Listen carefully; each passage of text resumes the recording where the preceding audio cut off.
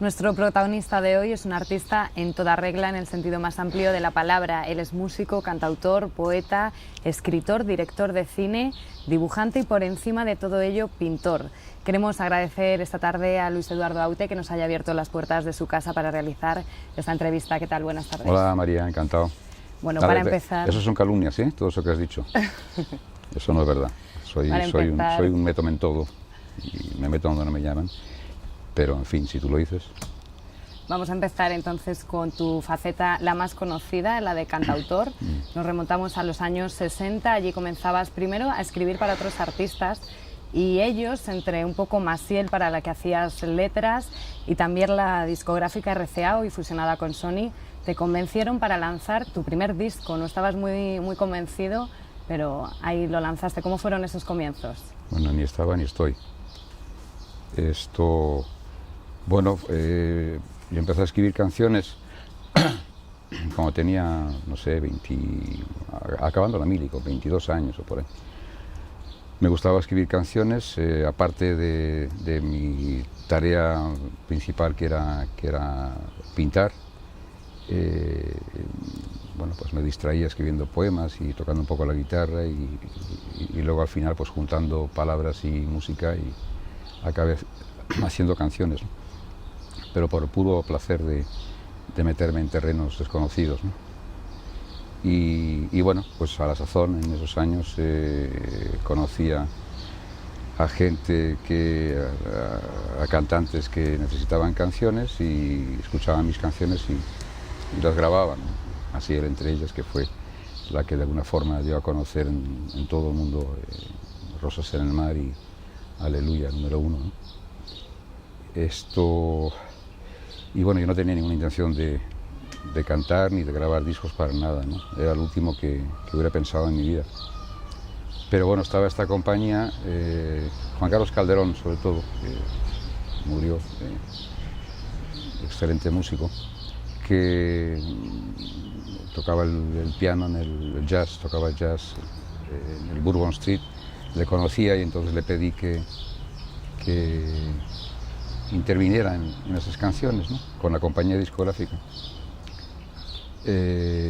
No para cantarlas yo, sino para que me dejaran en paz y él se ocupara de la producción de esas canciones. Pero la compañía discográfica insistió mucho, estuvieron ahí varios meses dándome la vara y al final, bueno, saqué la bandera blanca y que bueno, pues venga, voy a grabar, pensando que iba a grabar un solo disco y no sé, que iba a tener ese disco ahí como una rara avis, ¿no? Para enseñárselo a mis nietos. Y bueno, pues a partir de ahí ya seguí grabando, luego me retiré, estuve 5 años después del boom de Rosas en el Mar y de Aleluya, se hicieron versiones en todas las lenguas, fue un éxito en todo el mundo. Aquello me abrumó, me desconcertó, me desorientó y corté por lo sano y estuve 5 años totalmente separado de nada que tuviera que ver con industria discográfica, dedicado a la pintura. Ahí vamos a ir, el éxito no pareció cambiarte, dijiste en un primer momento que iba a ser una incursión temporal, te retiraste, ¿qué te incitó No, ni siquiera después? Temporal, de un disco solo. De un disco. Bueno. ¿Qué te incitó después a volver a la música como cantautor? Pues la verdad fue consecuencia del éxito de esas canciones, ¿no? De la cantidad de cartas que me escribía gente que había escuchado esas canciones, entrevistas que me hacían sin parar, ¿no? Entonces descubrí que el fenómeno canción era algo muy importante, era algo masivo, ¿no? Que escribías una canción y de un día para otro esa canción la conocían miles de personas, ¿no? En todo el mundo, y cientos de miles de personas en todo el mundo. Y me pareció que era un medio de expresión digno de tomarse en serio, ¿no? De tomarse en serio, porque pensé que había mucha gente que no tenía otro contacto con la cultura, digamos, que las canciones. Que a lo mejor no había leído libros o que no, en fin, no tenía ninguna otra curiosidad por ninguna de las otras artes. Sin embargo, a través de las canciones se acercaban bueno, a contenidos preocupados por la vida, ¿no? Que es de lo que se trata al fin y al cabo. Entonces, bueno, pues pensé que era un medio de expresión importante, serio, sobre todo en aquellos años de la dictadura franquista aquí, ¿no? La única manera de poder juntarse para manifestarse de alguna manera contra la dictadura era a través de la música y con grandes dificultades, ¿no? Y eso sucedió también en otros muchos países, ¿no? En Estados Unidos justo coincidió la guerra de Vietnam, de ahí salen Bob Dylan, Tom Paxton, Phil Ochs y otra serie de autores e intérpretes, ¿no? Y también en América Latina, en Brasil, en Chile, en Cuba, en Italia, en Portugal.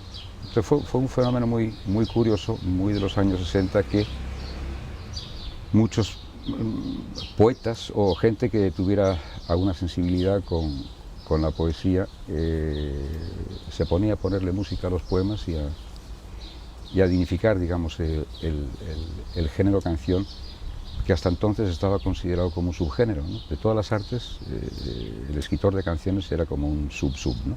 O sea, no era ni poeta, ni músico, ni pintor, era alguien que hacía canciones. Y bueno, pues coincidentalmente y azarosamente hubo gente en todas partes del mundo que pensó que la canción era un medio de expresión importante, muy importante, y que había que darle mucho crédito y tomárselo muy en serio, ¿no? Y de alguna forma, bueno, pues coincidía con esos criterios, ¿no? Y de hecho usted con sus canciones se convierte en un referente del discurso antifranquista. Así es que a mediados de los 70 crea Al Alba, es una declaración de amor y de sufrimiento que consigue evitar la censura y se alza como uno de sus mejores temas. Es un auténtico himno que se refugia precisamente en esto de lo que hablamos, en la inocencia del amor, para denunciar las ejecuciones y proclamar la libertad. ¿Cómo surge esta canción previa a los últimos fusilamientos? Bueno, esa canción es una canción inesperada, es decir, nunca la escribí pensando en esa situación concreta, histórica, ¿no? Yo andaba buscando, tiempo atrás, una canción que hiciera referencia a una ejecución, ¿no? Pero no me salía esa canción, es decir, o era un panfleto que no valía, o bien no acababa de ver cómo armar esa canción, ¿no? Deseché la idea y me puse a escribir otras canciones, canciones de amor, para un disco de canciones de amor, y surgió Al Alba en ese momento, ¿no? Que era la canción que estaba buscando realmente. O sea, no la escribí pensando en esa canción en contra de la pena de muerte o relatando de alguna forma alguna ejecución. La canción salió por su cuenta, era una canción de amor desesperada, de alguna forma, pero con unos elementos en la canción que te llevaban a una situación límite de alguien que iban a ejecutar Al Alba.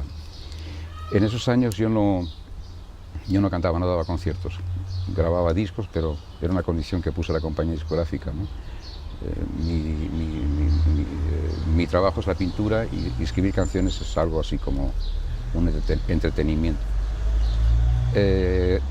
Rosa León cantaba mis canciones en esos años y ella en los conciertos dedicaba esa canción a los condenados a muerte del 27 de septiembre del 75, ¿no? Porque la canción tenía esas claves, ¿no? De alguna forma. Y ya la canción quedó vinculada a esa situación histórica, ¿no? Pero nunca fue pensada para eso. Pues como hablábamos, la denuncia y el amor conviven por igual en tus canciones, pero también la fantasía infantil impregna muchas de ellas. Así tenemos un tema, Albanta, nace de la propia imaginación de tu hijo Pablo, es una palabra que utiliza para referirse a un país imaginario, o también continúas referencias a la figura del basilisco en todas tus obras, un animal mitológico que le llama a usted mucho la atención. ¿Cómo convive ese mundo real con el imaginario? Las canciones aparecen, y estas canciones que tú dices que son para la infancia, digamos, ¿no?, aparecen sin buscarlas. Albanta fue a raíz de esa palabra, que no quiere decir nada, que es una palabra que inventó mi hijo mayor, cuando tendría, no sé, 4 o 5 años, por ahí. La palabra aparece en un poemita muy breve, apenas 2 versos, ¿no?, que decía algo así como: las alas del agua vuelan por los ríos de Albanta. Y bueno, pues me inquietó esa palabra y le pregunté qué era Albanta, ¿no? Y dice, pues no, una palabra que me he inventado, que no. ¿Y qué quiere decir? Pues no lo sé, nada, ¿no? Le sonaba bien esa palabra. Y a mí me sugería muchas cosas Albanta, ¿no? Y entonces, bueno, pues a partir de ese poema escribí esa canción dedicada a mi hijo, y que habla de Albanta. No sé tampoco bien lo que es. Albanta es lo que no es esto, es lo contrario del mundo en el que vivimos, ¿no? Es tal vez un mundo ideal, un mundo sobre todo contrario al mundo que nos ha tocado vivir, ¿no? No tiene tampoco que ver con el País de las Maravillas de Alicia, ni el País de Nunca Jamás de Peter Pan, ¿no? Aunque de alguna forma está en esa familia. Y bueno, de cuando me salen canciones con esos motivos, ¿no? Giraluna también es una canción escrita hace unos cuantos años, que la cantan los niños. Es una canción que no es infantil, pero hace pocos días he estado en un colegio en Valencia con el motivo del Giraluna. Los niños me preguntaban sobre esa canción, se conocían la canción, que me cantaban la canción de memoria, hicieron dibujos sobre el Giraluna. Entonces, bueno, pues nunca fue pensada como una canción para niños, pero al final así ha sido, ¿no? Y esta que hablas del basilisco es una canción de mi último disco, que se llama Niño que miraba al mar. Y también ahí casualmente, bueno, pues aparece un motivo que tampoco es para niños, pero luego, bueno, pues es una canción que hace referencia a una infancia perdida, a un encuentro a través del tiempo, a un encuentro entre yo cuando tenía 2 años y yo en mi momento actual, ¿no? A través de una fotografía que me hizo mi padre en Manila, en el malecón de Manila, mirando al mar, y una foto que me hizo mi hija hace 3 años, en el malecón de La Habana, también mirando al mar. Y prácticamente la fotografía está hecha desde el mismo punto de vista, ¿no? Azarosamente. Y bueno, mi hija y mi hijo, cuando les enseñé la fotografía que me hizo su abuelo, hicieron un montaje con las 2 fotos. Eso fue el regalo de cumpleaños. Y cuando vi esa imagen de yo conmigo mismo, con toda una vida por medio, mirando al mar, sentado en un malecón, pensé que era un encuentro imposible, pero lleno de posibles en cuanto a desarrollar todo tipo de preguntas, ¿no?, que yo le haría a ese niño y que seguramente el niño me haría a mí, ¿no? No es una canción infantil para nada, pero bueno, no importa nada que se ubique esa canción dentro de esas pocas canciones que he escrito con una cierta sensibilidad hacia la inocencia de los niños, ¿no? Dicen que a la hora de hacer una crítica lo mejor es empezar por uno mismo, aunque pocos se atrevan. Así lo haces en Autotango del cantautor, donde en cierta manera criticas el halo de tristeza que impregnan siempre los cantautores sus canciones, y con un toque ciertamente quizá de egocentrismo. No sé si hoy en día mantendrías esa crítica Y sí que me gustaría que nos hablaras de la figura hoy en día de los cantautores. ¿Quiénes son por excelencia para usted? Bueno, la palabra cantautor es una palabra que odiosa, realmente muy fea, que debería desaparecer del mapa, ¿no? Porque no tiene mucho sentido. La mayor parte de la gente que canta hoy son autores también de sus canciones, ¿no? Siempre digo, bueno, que los cantautores más contemporáneos son los raperos, ¿no? Son autores de unos textos larguísimos, complicadísimos, y además también son intérpretes de sus canciones, con letras además muy ácidas muchas veces, ¿no? Muy agresivas. No tiene función ese palabra, ¿no? Hay muy poca gente que sean simplemente intérpretes, ¿no? O cantantes. La mayor parte de la gente que hace canciones son autores también, ¿no? Pero bueno, cuando escribí esa canción, en los años 60, finales de los 60, no, perdón, principios de los 70, cuando se dio este fenómeno que te he dicho antes, ¿no? de los cantautores en todo el mundo, poetas que empezaron, o gente que tenía intención de escribir poesía y acabaron juntando la guitarra con las palabras, ¿no? En todas partes. Y bueno, pero la mayor parte de ellos eran gente que se lamentaba de su dura vida y de la situación que estaban viviendo, y con toda razón además, es decir, que no eran tiempos buenos, eran tiempos muy difíciles que urgían críticas urgentes, valga la redundancia, ¿no? Pero, no sé, la figura de llamado cantautor era como un personaje triste ahí, que lloraba mucho, o que protestaba y tal, con barba, con una guitarra al hombro y tal. Y bueno, escribí esa canción a modo de autocrítica, en el caso de que se me viera dentro de ese ámbito, ¿no? de cantantes con su guitarra y con su barba, ¿no? Sin embargo, los cantautores son todos ya ahora, ¿no? A usted se le conocía más por lo que hablábamos antes, por ese discurso antifranquista, por ese casi activismo político, pero siempre defiende que lo suyo no es hacer canción política ni denunciar las barbaries, sino enunciarlas. ¿Cuál es ese matiz, la diferencia? Sí, porque yo no creo que haya hecho... Una cosa es el posicionamiento, ¿no? de uno en la vida, que de alguna forma o estás aquí o estás en otro lado, ¿no? Que es lo que importa realmente, ¿no? En cuanto a lo de manifestar esos puntos de vista ideológicos, si quieres llamarlo de alguna manera, a través de las canciones, era algo que, como te he dicho antes, se hacía únicamente a través de la música y de las canciones en esos años, ¿no? Porque todo estaba prohibido, todo se censuraba, y a través de la canción, cuando la gente se juntaba en un concierto, ahí era donde se establecía un espíritu de solidaridad en contra de un régimen político detestable, ¿no? Pero bueno, a mí me preocupaba más que nada escribir buenas canciones, ¿no?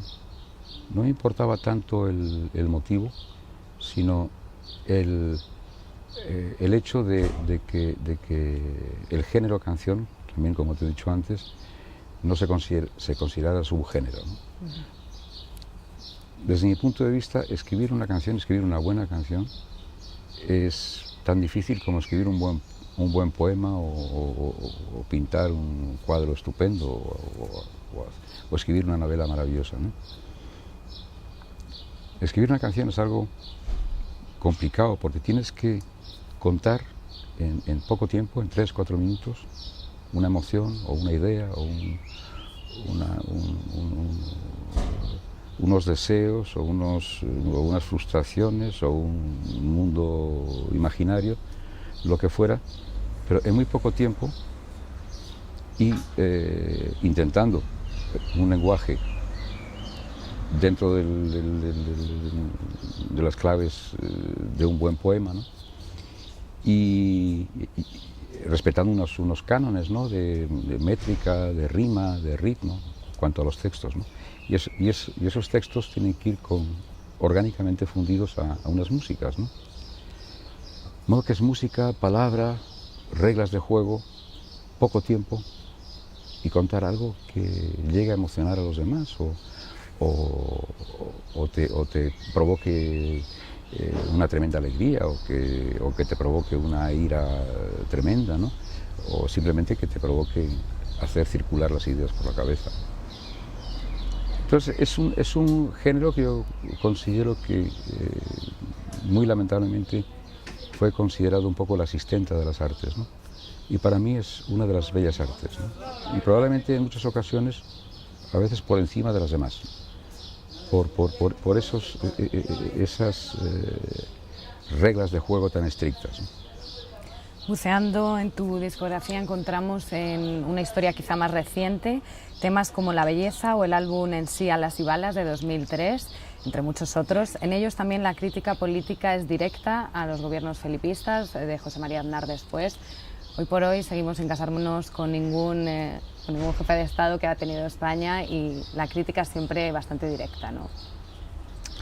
Sí, pero estamos viendo ahora, ¿no? De alguna forma que más que la clase política, la casta política, no les gusta para nada que se diga eso, ¿no?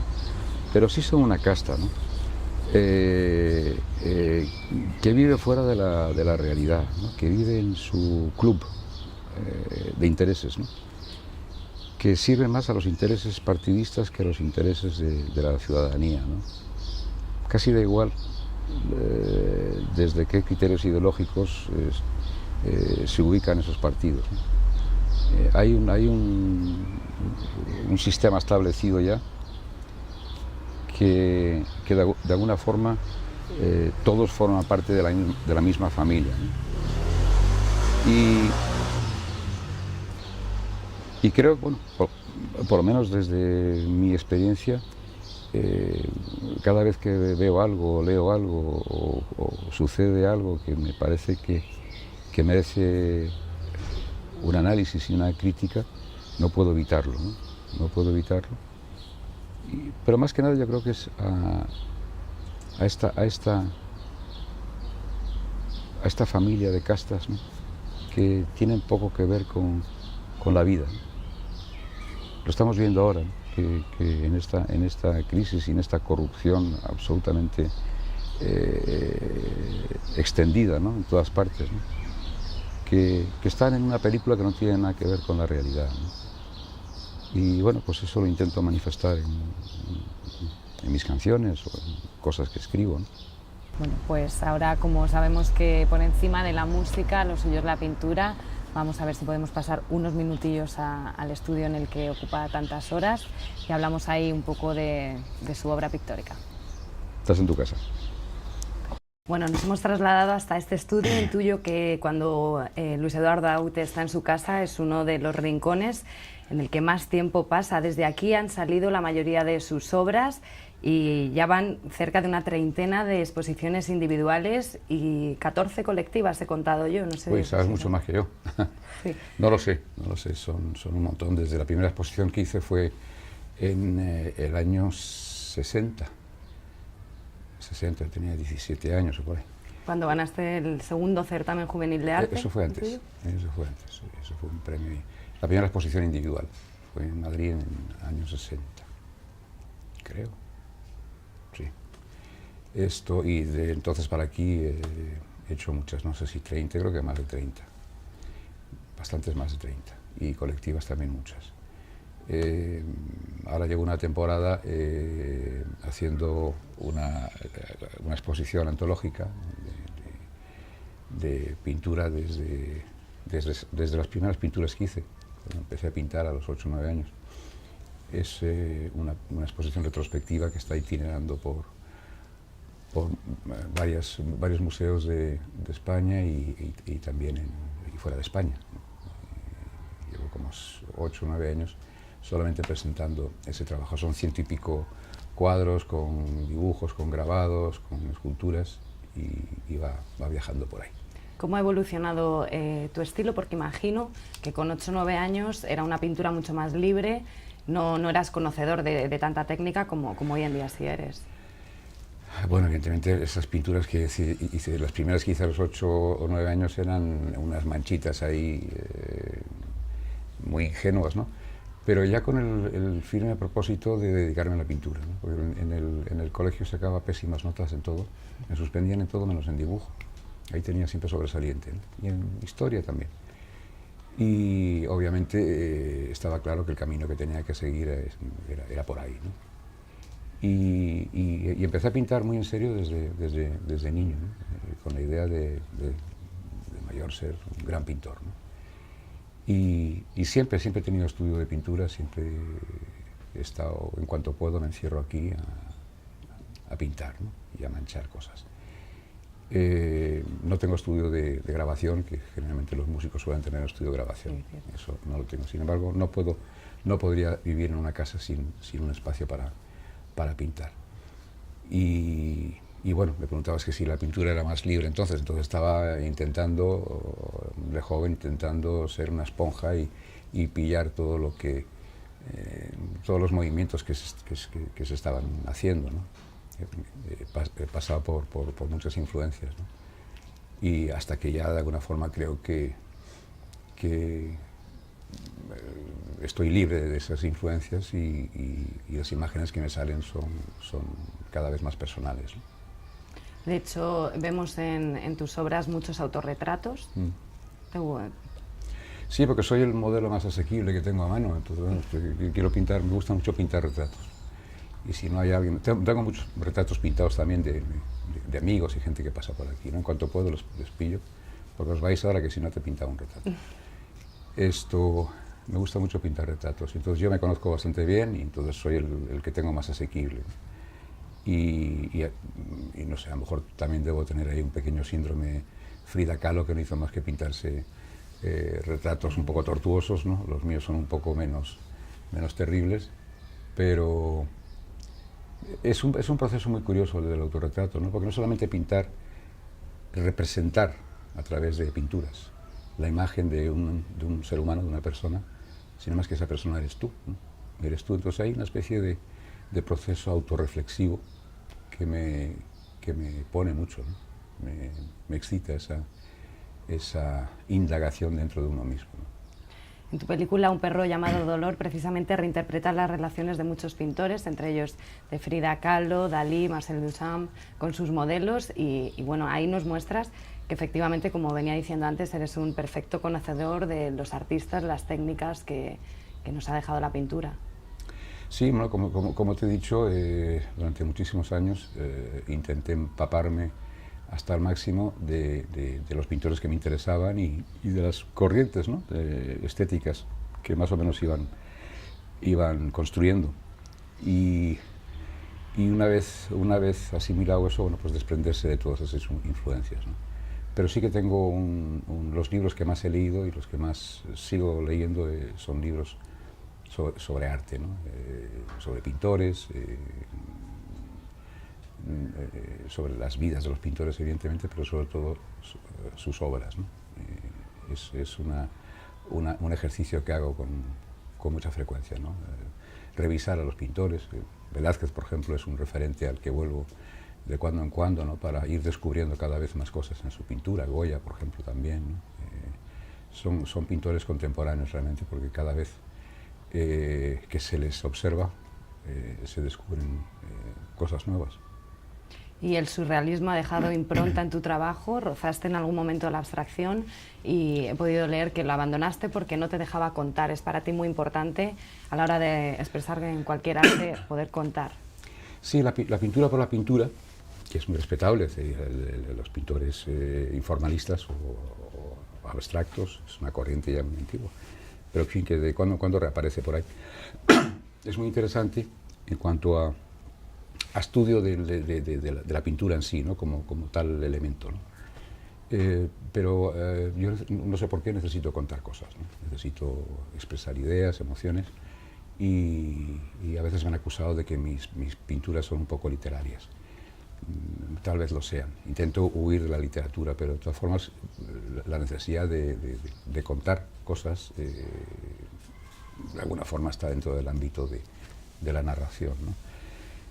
Y sobre todo como introspección también, ¿no? Como te decía. Pintar para mí más que nada es una terapia, es una terapia. Me encierro aquí un poco a pintar y salgo absolutamente aliviado, ¿no? Porque de las artes yo creo que es la más libre de todas, ¿no? No hay nada que respetar, no hay ninguna regla de juego que haya que respetar. Si la música, pues tienes que tener un conocimiento de la música, la literatura igual, la pintura es simplemente enfrentarte a un espacio en blanco y ahí repartir colores y formas y lo que se te ocurra, ¿no? Sin ningún tipo de límite. Entonces es muy descargador. Entonces cuando estoy aquí encerrado en el estudio un tiempo largo trabajando, cuando dejo de trabajar, me siento infinitamente mejor que si hubiera ido 3 meses todos los días a un psiquiatra, ¿no? A un psicoanalista. Sí, yo creo que pintar es la mejor forma de ahorrar muchísimo dinero en psicoanalistas, ¿no? Yo creo que si no tuviera esta práctica de pintar, estaría con toda seguridad encerrado en un manicomio. Y felizmente todavía no estoy ahí, gracias a la pintura. Y gracias. Claro, me preguntabas por el surrealismo. Sí, el surrealismo me interesó mucho durante una época, porque también el surrealismo siempre es vanguardia el surrealismo, porque el surrealismo también trata de no respetar ninguna regla, ¿no? El surrealismo esencialmente es, tanto en la poesía como en la literatura, como en la pintura, como en el cine surrealista, es dar rienda suelta a la irracionalidad, ¿no? A los sueños, a los universos oníricos, ¿no? Y eso es la libertad máxima también, ¿no? Y eso de inventar imágenes que no existen, a mí me resulta muy sugerente, ¿no? Entonces, yo creo que si algo ha quedado de todas esas influencias en mi pintura es el surrealismo, por ponerle un nombre, ¿no? Pero sí, el espíritu del surrealismo creo que sigue vivo en las cosas que hago. Hablando de sueños, el de pintar era uno de los tuyos, el que más te ha gustado siempre. ¿Se han cumplido los demás a día de hoy? Es que tampoco me he propuesto nada, ¿no? Empecé a pintar porque me gustaba pintar y bueno, me gustaba muchísimo, ¿no? Y luego, bueno, también escribía poemas, tocaba un poco la guitarra, y entonces, bueno, pues si escribes poemas y tocas un poco la guitarra es inevitable acabar escribiendo canciones, ¿no? El cine también me interesa mucho. Quise entrar en la escuela de cine, pero en aquellos años para entrar en la escuela de cine tenías que tener el preuniversitario hecho, no sé cuál es el equivalente ahora, ¿no? Y no lo tenía, me suspendieron 2 años y no pude entrar en la escuela. Y entonces para poder dirigir películas en España tienes que tener el carnet de director, que te lo daban o bien pasando por la escuela o bien haciendo un meritoriaje larguísimo que no se acababa nunca. Y entonces, bueno, pues opté por rodar cortometrajes. También había una fórmula que era si rodabas, creo que eran 4 o 5 cortometrajes que se estrenaran, entonces ya te daban el título. Entonces, bueno, ahí empecé a hacer cortometrajes, más que nada no porque me dieran el título, sino por conocer cómo es eso de hacer cine, ¿no? Conocer el cine desde cero, o sea, haciéndolo. Las cosas, aprendes las cosas haciéndolas, ¿no? Pero sin ningún objetivo realmente, por el puro placer de hacerlo, de escribir. He hecho las cosas por placer, ¿no? Por placer, por necesidad otras veces, pero sin ningún objetivo de cumplir con ideales que me propusiera de joven, ¿no? Sí que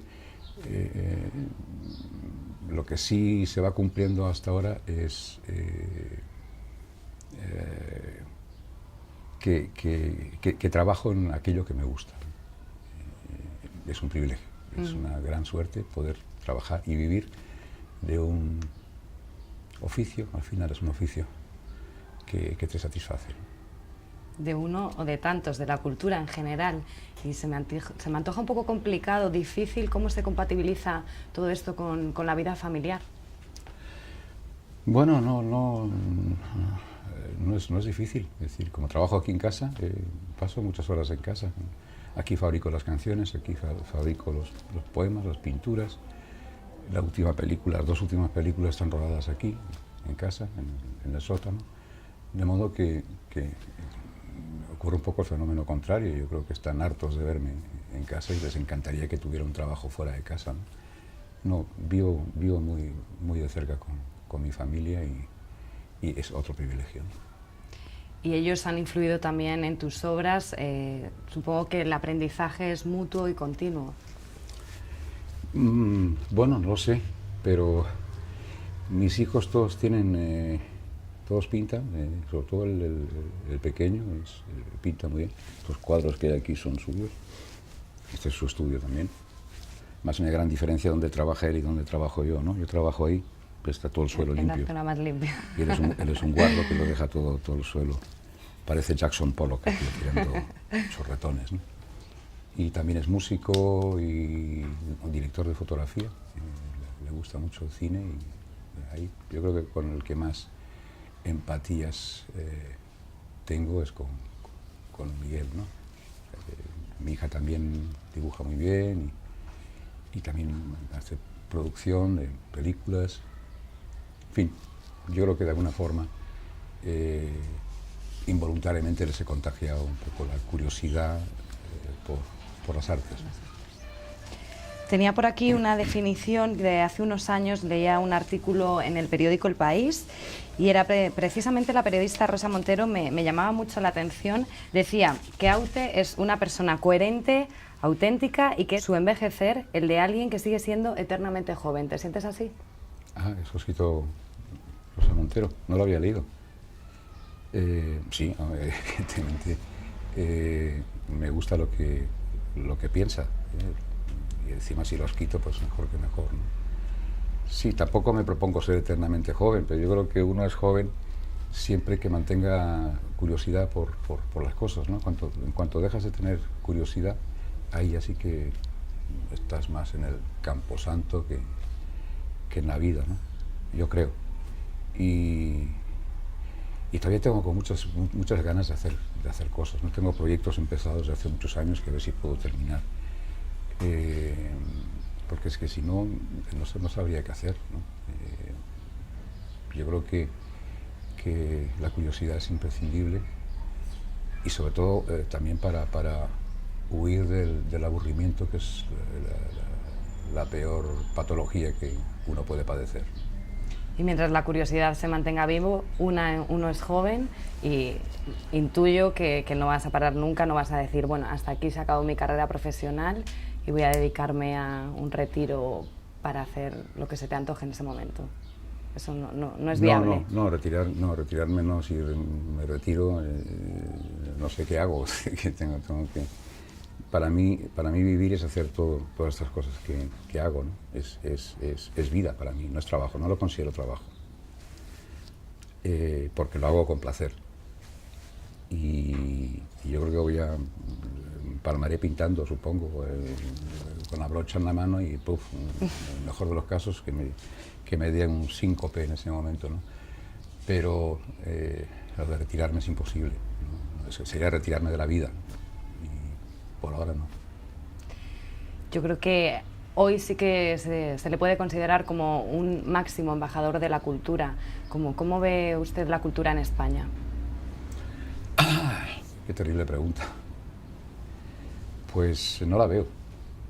No en España, es en todas partes, ¿no? Ahí estamos entrando como decíamos en la primera parte de la entrevista, ¿no? En un final de una etapa en la que el concepto de cultura es un concepto ya en desuso, ¿no? Parece ser que el hombre, pues, del futuro más próximo no debe tener el más mínimo interés por la cultura. Eso no es productivo, no produce beneficios en términos generales. Todos sabemos mucho de economía ahora, estamos invadidos por el universo de las finanzas y de la economía, y todo el mundo sabe de economía, ¿no? Y antes nadie tenía ni puta idea de economía. Yo creo que la cultura es en estos momentos un espacio de la vida humana que no tiene el más mínimo interés, no tiene la más mínima protección, y está como pasado de moda, ¿no? Ahora lo que está de moda es ser un ejecutivo financiero ser, no sé, cualquier personaje de estos, ¿no? Que luego, felizmente, algunos de ellos acaban en la cárcel, ¿no? Que es donde deberían estar. Pero la cultura es hoy, yo creo que, un valor absolutamente en sus estertores, y que es terrible porque el ser humano sin cultura es una mierda, no vale para nada. Es decir, que cultura es todo, ¿no? Cultura es tener curiosidad, es querer conocer, tener conocimiento, es saber por qué uno está aquí, de qué se trata esto de estar en este planeta, ¿no? ¿Quién soy yo? ¿De dónde vengo y a dónde voy? ¿Cómo tengo que relacionarme con los demás? ¿Y qué valores tengo, ¿no? Valores positivos que pueda tener, ejercitarlos, ¿no? Y crear belleza, ¿no? Y crear belleza, que la vida sea realmente algo que valga la pena vivir y no un horror, ¿no? Estamos viendo ahora que ya la gente no tiene hijos ahora, ¿no? Cada vez menos, porque es un mundo el que se presenta, que quién se arriesga a traer un hijo al mundo para sufrir, para que estudie una carrera y luego no tenga trabajo y tenga que emigrar a trabajar en un McDonald's, ¿no? Esto, y eso es lo contrario de lo que yo entiendo que debe ser el sentido de la vida. Es decir, y tener una razón de ser en este planeta es tener apego hacia el conocimiento, y la cultura es una forma de adquirir conocimiento y sensibilidad y sabiduría, ¿no? Bueno, eso es lo que tratamos nosotros también de hacer en la revista Lennon, con artistas como usted, que sin duda su trayectoria profesional es de todos conocida. Queríamos conocer también esta faceta pictórica porque precisamente siempre hemos escuchado en voz de Aute que es pintor lo que más se siente, y queríamos acercarnos un poco más a los cuadros con ello. Antes de terminar, yo no me puedo ir sin invitarle a que se ponga una de nuestras gafas para que se imagine. ¿Qué le ha parecido? Buenas. Pues esto es magia pura, ¿no? Magia pura. Me parecía imposible que María acabara convirtiéndose en ti, pero en fin, como creo en la magia, sí creo que sea verdad lo que estoy viendo. Ahora que estamos en este espacio de ensueño, imagínese que John Lennon no ha sido asesinado por un loco, como según nos cuentan, y siguiera aún vivo. ¿Cómo crees que hubiera conseguido culminar su sueño de llevar a cabo la revolución cultural? ¿Cómo piensas que sería ahora mismo las sociedades actuales, culturalmente hablando? Hombre, yo creo que si estuviera vivo, Lennon estaría haciendo cosas muy sorprendentes, ¿no? Muy sorprendentes. Ya de alguna forma, los últimos años de su vida fueron... empezó a hacer experiencias en campos muy diversos, ¿no? Era un artista muy inquieto y también, bueno, muy empujado por Yoko Ono, ¿no? Que siempre se ha hablado muy mal de Yoko Ono. No la conozco, no sé cómo será ella en el trato personal, pero es cierto que Yoko fue muy importante en su vida. Yo la conocía a ella, conocía sus trabajos de antes de su relación con Lennon, ¿no? En algunas bienales que tenían obras suyas de arte conceptual. Me quedé muy sorprendido cuando descubrí que era la pareja de Lennon, ¿no? Fue muy importante en su vida. Y no sé, pues Lennon seguramente estaría transgrediendo todo tipo de esquemas, ¿no? Dentro del campo de la cultura y dentro del campo de la sociedad, ¿no? Y si estuviera vivo seguramente estaría en la calle con toda la gente que sale a la calle en todas partes, unos por unos motivos, otros por otros, pero de alguna forma mostrando su indignación con una situación histórica, con un sistema. En los años 60, las revoluciones o los movimientos que se dieron en los años 60 eran avisando de que nos iba a invadir, de que nos iba a devorar lo que se llamó el sistema. El nombre del sistema ese nombre se da en los 60, no existía el concepto de sistema, de lo que llamamos sistema. Y vemos que hoy el sistema nos ha devorado por completo. Estamos ya absolutamente dentro del estómago de la ballena, ¿no?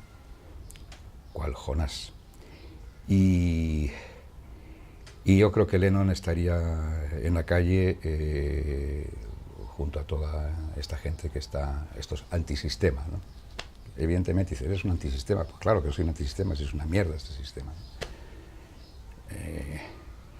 Y seguramente, también lo digo alguna vez, que estaría junto al eslogan ese que ya es un clásico, que el otro mundo es posible, y seguramente él haría una corrección, ¿no? Diría, otro mundo es posible, ¿no? Otro mundo va a ser posible, ¿no? Sí o sí. Porque o se cambia las cosas como están, o realmente este mundo va a ser muy triste vivirlo, ¿no? Muy triste, aparte de injusto y de terrible, ¿no? No hay depredador mayor en el planeta que el ser humano en todos los sentidos, ¿no? Parece mentira que el ser humano está hecho de la pasta del ángel y de la pasta del demonio, ¿no? Pero está prevaleciendo el demonio por encima del ángel. El ángel de alguna forma sí representa el conocimiento, la luz, la belleza, la inteligencia, ¿no? Y eso se está perdiendo y está ganando intereses absolutamente bastardos, económicos, de poder económico, ¿no? Que desde mi punto de vista representan al demonio que todos llevamos dentro, ¿no? Al basilisco que todos llevamos dentro, ¿no? De eso trata un poco también el corto que va, El niño y el basilisco, que va con el último disco. Yo creo que Lennon estaría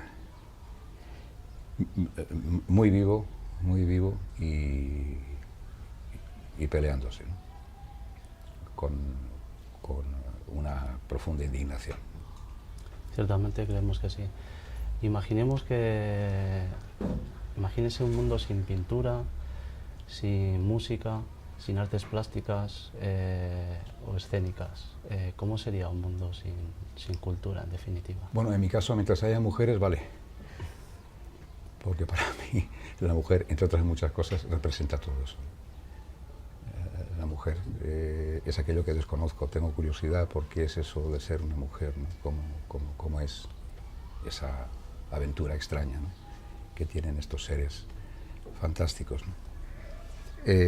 Yo creo que gran parte de la locomotora que ha arrastrado la necesidad de conocer y de crear belleza y de vivir ámbitos que existen al otro lado del espejo, ¿no? Que es lo que llamamos arte, ¿no? Cultura. Si no hubiera nada de todo eso, yo creo que la mujer lo representa. Mientras haya mujeres, en mi caso, el mundo está justificado. Podríamos seguir viviendo. Imagínese que los niños no pudieran estudiar música en las escuelas. ¿Cómo sería un mundo sin música? ¿O cómo sería esa música de mañana sin esos niños que estudian la música? Bueno, la música es contemporáneo de la existencia del ser humano. Es decir, desde el primer grito que pega un bebé cuando nace, y ella está haciendo música, está haciendo un poco de rock and roll, ¿no? Aunque le tengan que pegar para que llore, ¿no? Pero la primera música que existe es el lamento del niño, ¿no? Y vivir sin música es absolutamente imposible, es inherente, forma parte, es un misterio también, ¿no? ¿Qué es esto de la música, ¿no? ¿Qué es la música? Realmente no se sabe bien qué es lo que es, ¿no? Son unas ondas, unas vibraciones que según en qué organigrama armónico te produce tristeza o te produce alegría o te incita a mover el cuerpo, ¿no? Es realmente un misterio, ¿no? que es la música en sí. Y forma parte de la esencia del ser humano, de modo que el ser humano siempre haría música, con escuelas o sin escuelas, ¿no? Evidentemente que haya escuelas, mucho mejor, porque así ya el conocimiento adquirido a lo largo de mucho tiempo por músicos que han descubierto formas nuevas, pues se puede aprender, ¿no? en una escuela, en un conservatorio. Pero eliminar la música o eliminar el hecho de que alguien quiera representar una imagen dibujando, ya están en las cuevas de los homínidos aquellos en Altamira y en esos garabatos, ¿no? Es el arte, el arte de la necesidad de representar la vida, de interpretar la vida, representándola en imágenes o con sonidos o con palabras, es algo inherente al ser humano, ¿no? En todas las culturas, es decir, no hay ninguna cultura, hasta la tribu más lejana, de alguna manera, tiene sus iconos culturales, ¿no? Es imposible desterrar la cultura del sentido de la vida, ¿no? Ahora, evidentemente que haya escuelas mucho mejor, ¿no? Porque acortas tiempos. Nosotros en esta sección imaginaria damos paso también a participar al público de Lennon y a nuestros seguidores de las redes sociales, y hay una pregunta especial que hemos seleccionado de Ana Bermejo, que nos pregunta, le quiere preguntar a usted que imagínese que sus seguidores de la música, los que escuchan a Luis Eduardo Aute, perdieran la percepción de poder oír música y tuviera usted que transmitirles esa música a través del pincel. ¿Qué pinturas, qué cuadros pintaría para transmitir esa música que no pueden escuchar ellos? Cada pintor tiene su propia música, ¿no?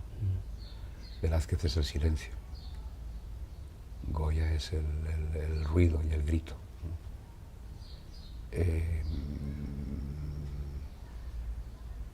Vermeer sería la armonía, Van Gogh sería la rabia, ¿no? La frustración, ¿no? Eso, evidentemente, claves musicales, ¿no? Pero cada pintor es un músico, cada pintor tiene su propia música, los que tienen música, porque hay pintores que no tienen música. Yo considero que el hecho de llamarle artista a alguien es cuando la obra de ese alguien tiene música, tiene dimensiones poéticas. Música y poesía, magia, para mí es lo mismo. Si una obra llamada de arte no tiene esa música, no es obra de arte. Y quien la produce no es un artista. Puede ser un oficiante, alguien con talentos, pero no es un mago, no es un poeta, no es un músico. Y una obra será de arte o no si tiene música o no la tiene. Hablemos un poco de cine. Imaginemos que usted fuera el personaje de King Kong. King Kong se enamora de una bella mujer en la cual se quiere llevar con él por ese amor, ¿no? que siente por ella. En este caso, ¿qué mujer te llevarías contigo? ¿Qué chica te llevarías contigo si fueras King Kong?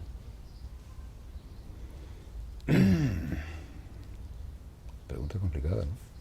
¿Qué chica? A mí no me gusta elegir, me cuesta mucho tener que elegir, ¿no?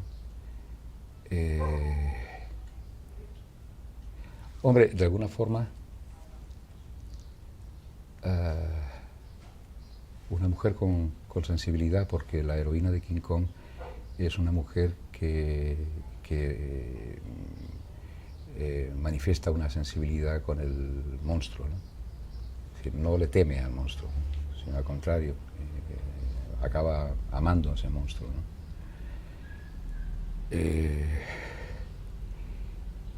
Y sería una mujer que evidentemente no tuviera reparos en que yo fuera un orangután gigantesco, no, al contrario, que le pareciera bien que tuviera forma de orangután, si no sería un poco más complicado.